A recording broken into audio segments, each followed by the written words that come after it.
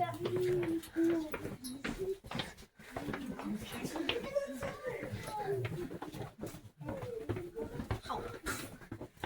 put one here. I touched it. I acted it. Don't touch it. I touched it. When I touched it, go by Daddy. Go. When I touched it. Okay. Be quiet. Mommy, what do I do with it? Just don't do anything. Just go up. It'll make my finger go up. No, I won't. Go. And then we have like the bottom mouth, and then it's eating a rock. You see it?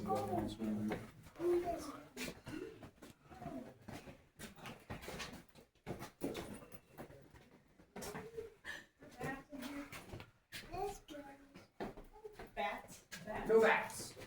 I have a question. Yes. Let's say, hypothetically right now, if I were to fart, where would it go? Nowhere. We just kind of linger around. It wouldn't go up? I mean, there is. It will eventually leave, Okay. but that will take days. Okay. Maybe not days, but it would take a while. So that's because we have 7 chimneys.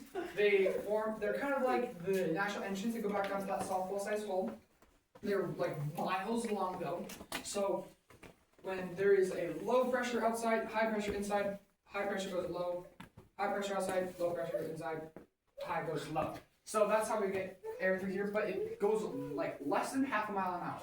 So it's very slow, but there is some airflow.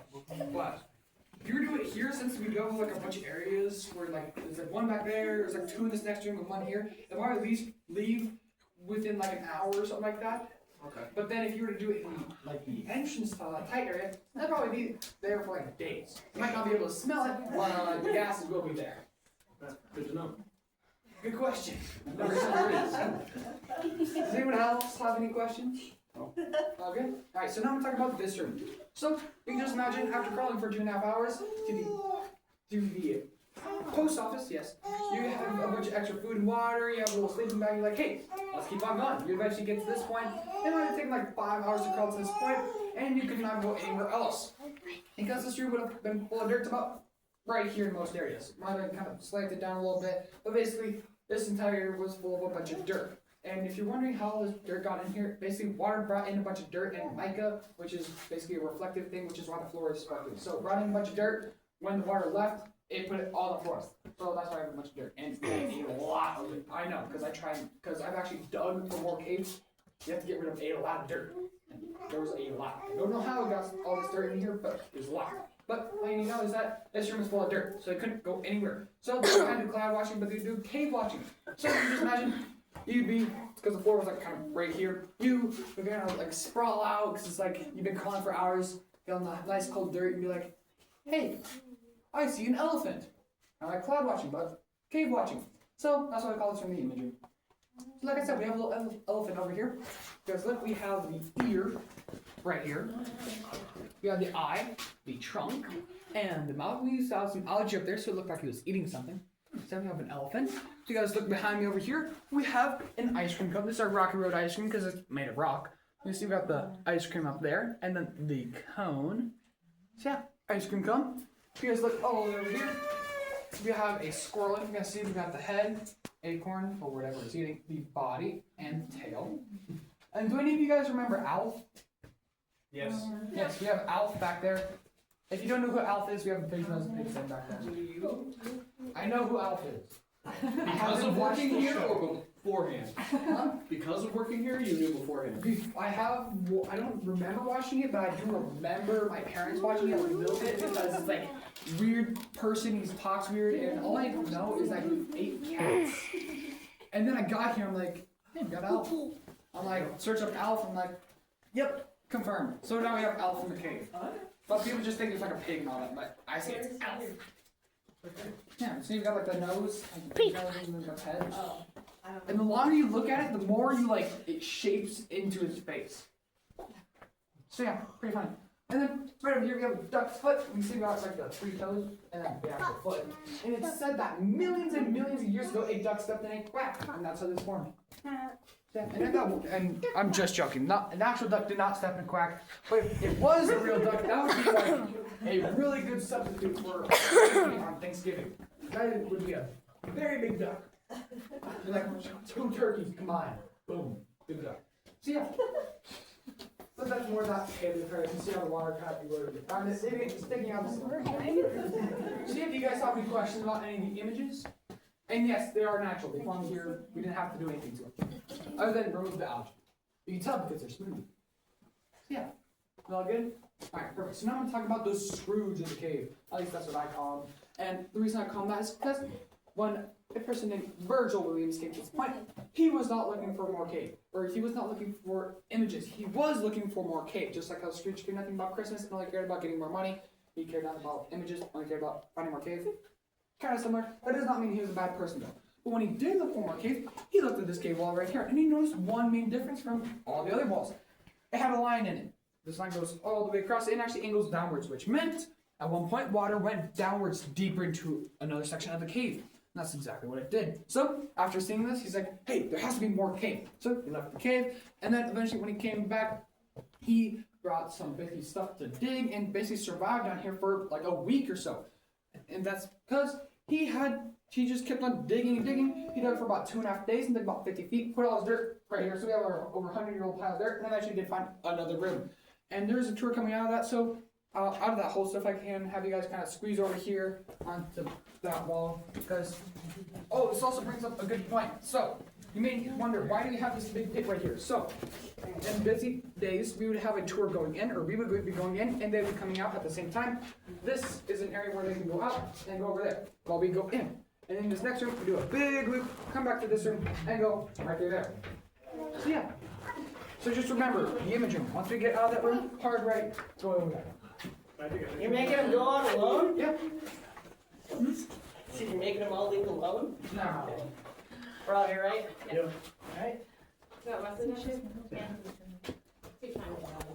Alright, so before we do go explore the room that Virgil Williams found, I do have to warn you, this next room does have a lot of stairs, and most of them are slippery. But thankfully, we do have a bunch of handrails. Yes, they are a little wet and slippery because we do have a bunch of growing formations that if you were to touch them, they will completely stop growing. So, do not touch anything. I have 2 rules. Be safe, use the handrails, and don't touch anything. That's it. You can shine a light in my face, you can talk over me, you don't even have to listen to me. As long as you stay safe, which also includes staying with the group, and don't touch anything, I don't care what you do. You can shine a light on your eye. But, are we all ready? Yeah. Okay, use the handrails. They are very steep. All good? Perfect. Follow me. And also at the bottom of these stairs will be the lowest point in our tour. We'll be about 158 feet below the surface. Mine was swimming in the light. You can't.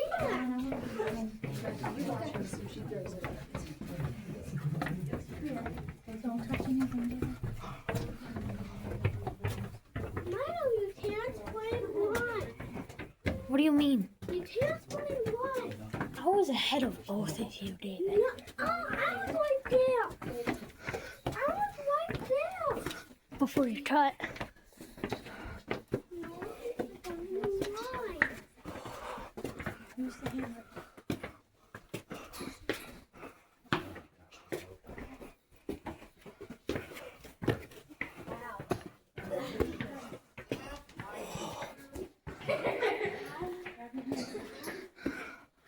I'll show you guys this.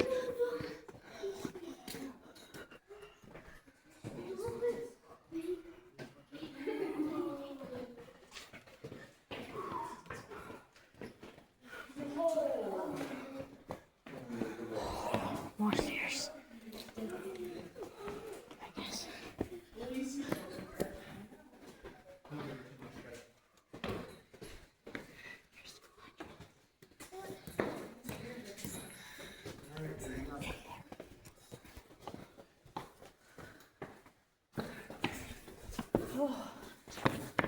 Alright, so this is the room that Virgil Williams found. If you do not know, if you find a room in the cave, you'll get to name it. So, you just imagine Virgil getting to this room, he's looking around, he's like, hey, this is a pretty big room. Oh, I know, I'm gonna name this room the big room. So this is the big room. But I mean, it does make sense, it is a pretty catchy name. because this is the largest room in our cave, at least now we know of, and it is probably the coolest and has the most formations in all of our cave. So yeah, I mean, pretty cool, and it kind of catches my eye, but oh, that big room. It's like, oh yeah, it's the big room. So yeah. So, as you can see, we have a bunch of formations that we have not seen in our tour. And that is because we've been going deeper into the side of the hill, so water would just flow off the side and not enter our cave. But now we are below a flat meadow, so if you guys go on the coaster, or already have, you know, once you get to the top, boom, big flat meadow, so water can come straight down, collecting a bunch of calcium carbonate, basically calcite crystals, which is also the same thing that makes geodes. Eventually, it makes it to this room after basically going through this limestone, that is like 100 feet of limestone. Eventually it gets this room so full of little basic calcite crystals that I have to deposit them somewhere. So if it deposits the minerals on the ceiling, like basically all kind of like frozen booger looking things over here in icicles, those are called a stalactite. And if you remember these, because they stick tight to the ceiling. Stalactite sticks tight to the ceiling. And then if water drips down from the stalactites and hits the ground and makes a little nub on the ground, that is called a stalagmite. You can remember these because you might trip over them, because most of them in our case are pretty small, unless they're over there, which are like 5 feet tall. Because yeah, we have a pretty big over there. So you might not trip over it. You might just run into it somehow. But yeah, we have a lot of them. And then eventually, after these formations get so large that they actually meet in the middle, it's what you call a column. Yeah. I mean, it's pretty simple. You guys should be able to remember it. But then there are some cool formations. I think some of my personal favorite formations in all of our caves are actually on top of you. So you guys just take your butt when you guys eventually come up here. You'll notice on the top and kind of on the side of it, there are a bunch of crystals that look like they're defined in gravity. Those are called stalactites. They form when there's a microscopic hole at that information. Water seeps into that graph and actually keeps this calcite outwards, which is kind of weird. And then it puts way too much calcite outwards, and now we have like a half-inch long crystal that looks like it's defined gravity called a stalactite. And it looks very cool. There's not a whole lot of them in this room, but it looks pretty fun. Some of them are close on the side of the cave, it's what we call flowstone. And there is a crack in the ceiling, water still gets as it flows down the crack. Some people call it cave ribbon, but I call it cave bacon. And actually, most tour guides call it cave bacon because it looks like bacon. It's also called bacon. And then make sure you guys do not try and eat this cave bacon or just calcite and jungle because one, it is harder than you think, so you'll probably like break the crown or like your tooth and all that.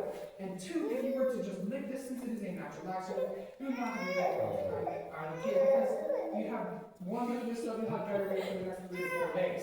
So yeah, I would do not recommend licking it or eating it, and I also do not recommend touching it because again, you may get stop growing or breaking it. That's because if you were to break it, it is a felony because these don't even grow a cubic inch every 100 years. Maybe a cubic inch if they grow very fast like these ones, but basically less than a cubic inch every 100 years. Or like less than a tennis ball. Or not tennis ball, what's it called? Golf ball? Yeah, sorry, golf ball. Golf ball. That's all. So yeah, here's those formations. Do you have any questions? Are we all okay to continue? Alright, perfect. You guys can follow me. Make sure you guys watch ahead and watch left, especially over here.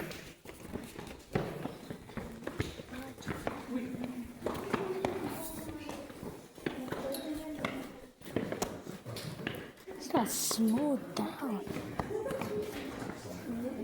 Before there was steps, you know, where they were just free ball. Yeah, they were just free balls in here.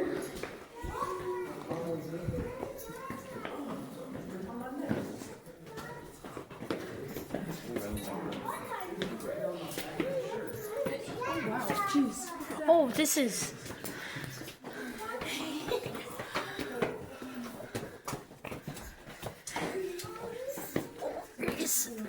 It's tight.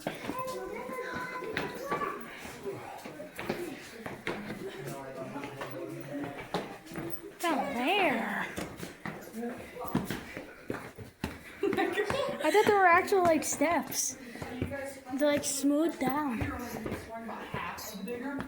We do want to explore the other half. You have to go on an adventure tour called the Fairyland Adventure Tour, but unfortunately, you have to wait until next year because we do not have enough trained people to go back there. Because personally, I do not have enough experience to go back there and get you stuck in a 10-inch hole and get you guys all muddy and causing you hurt. So, yeah, I know how to go through there, but I don't know how to like explain to go through there fully. And there's much more else. There's a bunch of other stuff that you need to know. Basically, I'm not qualified for it, so I can't take you back there. So, but maybe next year, I might be able to take you. Maybe. Cross fingers. And then, at the top of the stuff, will be the highest point in our tour. Will be, even though we are going to be about 25 to 30 feet above the gift shop, we'll still be over 110 feet below the surface. And then, the lowest point, if you guys remember, was back right before we entered this room, right after the image room. Again, 158 feet below the surface, about 15 feet below the gift shop. So, yeah. Do you guys have any questions about Breland or highest point? No? I've heard. You guys follow me? We're inside the belt.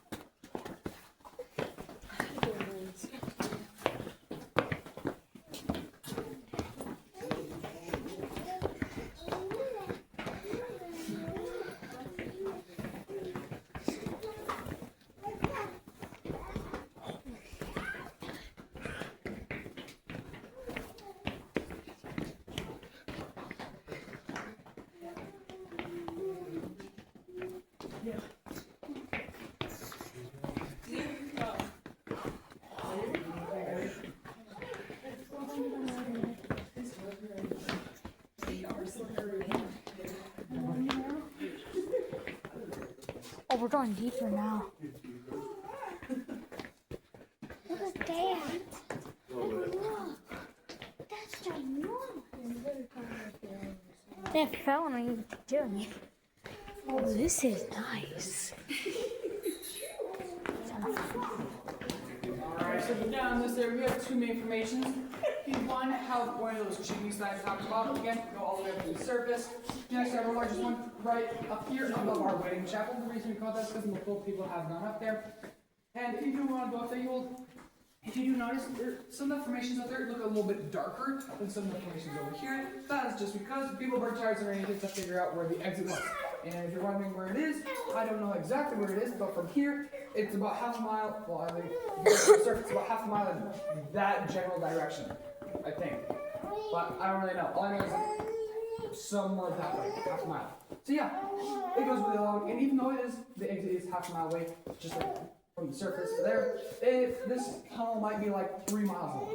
Because it's up, down, left, and right. So to get to this point, it might take like a quarter mile if we just walk from the entrance to this point. But in total, we've done almost half the mile. So yeah, goes up, down, left, and right. So there's a bunch of like steps you have to do and all that.